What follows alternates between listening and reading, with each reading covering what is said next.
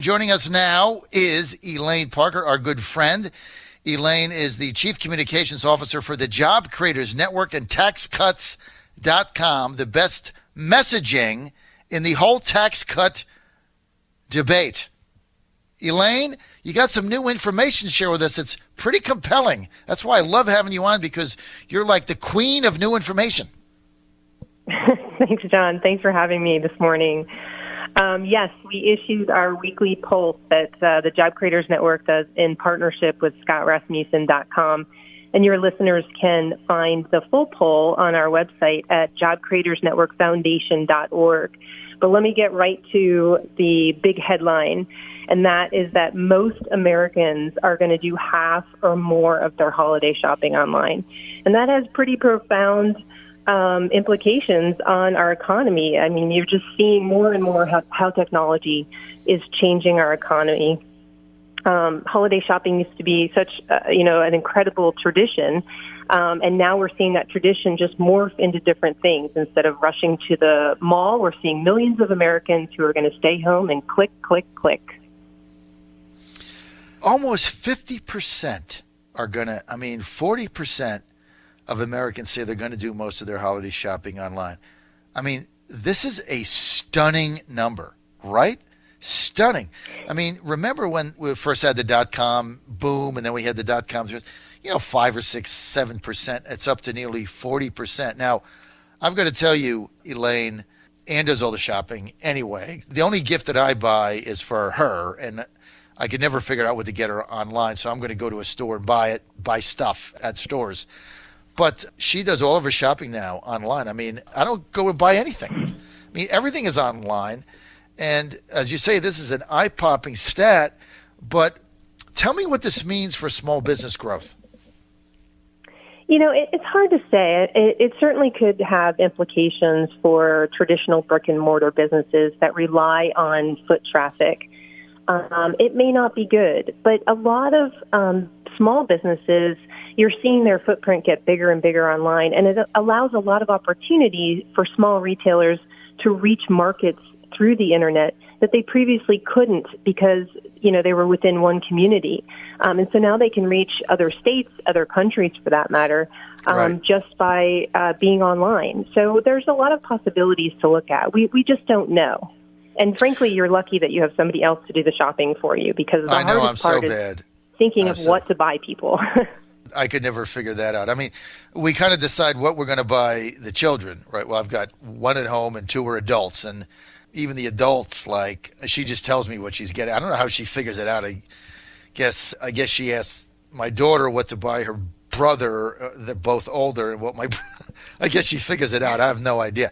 Now, the little one at home, the 14-year-old, that one we do collaborate on, right? So I've got a budget. I'm like the containment manager for that. But other than that, I don't do anything. I don't do anything at home anyhow, but that's a whole different storyline. I've been married a very long time. So let me just ask you this. The other piece of this poll that Rasmussen did, which is pretty interesting, is that 20% of Americans plan to spend more than they did last year on Christmas. Again, before the benefit of the tax cut, which I keep telling everybody, doesn't really take effect until April, when people start getting the aha moment and more money in their pocket that they're not paying the government. 20% of Americans spending more on Christmas, another indication of a very strong economy, right? That is true. And actually, people are feeling the tax cuts now. They changed the withholdings tables in February, and so anyone who gets a paycheck has been getting more money back in their paychecks. We're going to see the real implications of it, like you said, in April when we all do our taxes and see the full savings. And the reality is the average family of four is going to save about $1,200 this year. And that's why you're seeing a stat like 20% say they're going to spend more than they spent last year. But even more important is 2/3 say they're going to spend about the same. So that means that people feel very comfortable and strong about spending their money in this economy. They're feeling good about the economy. We found that more than half say that they feel the economy, 52% say they feel the economy is good or excellent. And we keep asking this question every week about how Americans feel about the economy, and it continues to be a strong number, historically speaking. It is an amazing number. And look, I agree with the fact that, I mean, obviously, this is just a fact. People have more money because withholding went down. But you've got so many small business owners and just so many families that, yeah, that was $100 or so. But now they're going to be doing their, $100 a month. Now they're going to be doing their taxes. And I'm telling you, Elaine, I've been predicting it since this passed. And people wait. They wait until March and April. People are, especially the working class, right? They're not, the companies and stuff and bigger income earners, their taxes is all done early. They got big accountants. But working people that are going to H&R Block or doing it at the kitchen table, Elaine, they're waiting until March or April 10th. And they're going to make these taxes out. They're going to figure out the new Trump tax cut. And I'm telling you, millions of people in America at their kitchen table are going to say, I think we made a mistake. We don't know enough. I'm telling you, because average person under $65,000 is going to save over $2,000. That's a lot of money, Elaine, and it is coming in April. That's true, John. And there's actually 3 dates that we're going to be looking at. Employers have to issue W-2s by the end of January. So we're going to start seeing people get their W-2s and see what they've paid in taxes for 2018.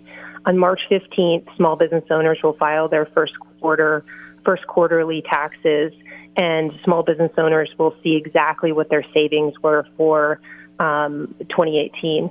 And on April 15th, everybody has to file their taxes.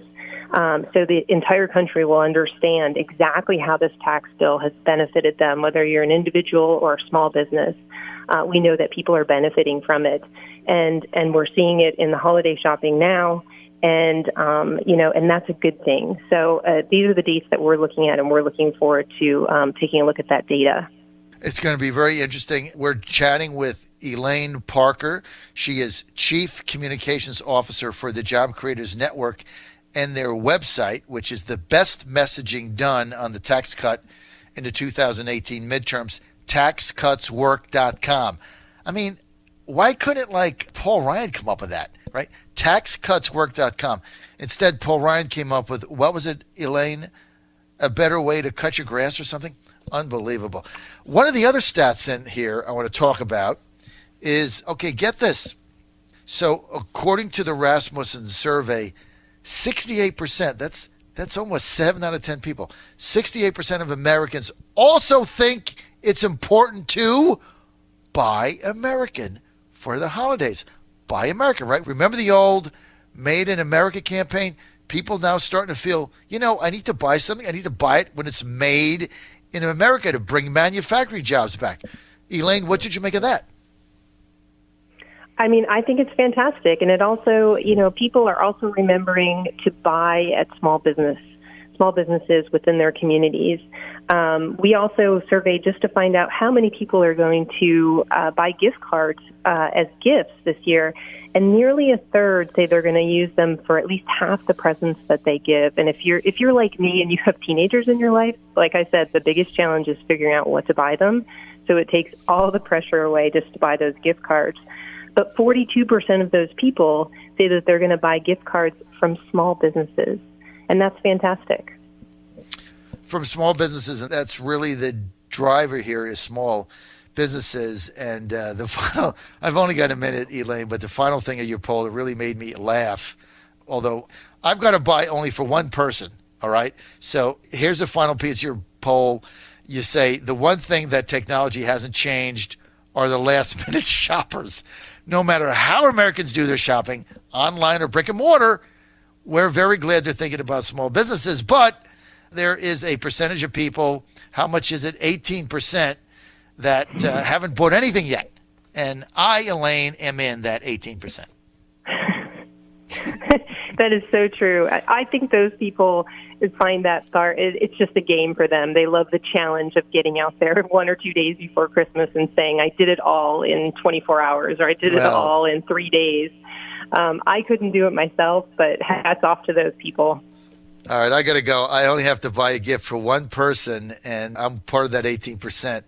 And I haven't even figured out what I'm going to buy her. I have to start thinking about that because how many days I've got. I got to go. John Fredericks Radio Network. Go to taxcuts.com.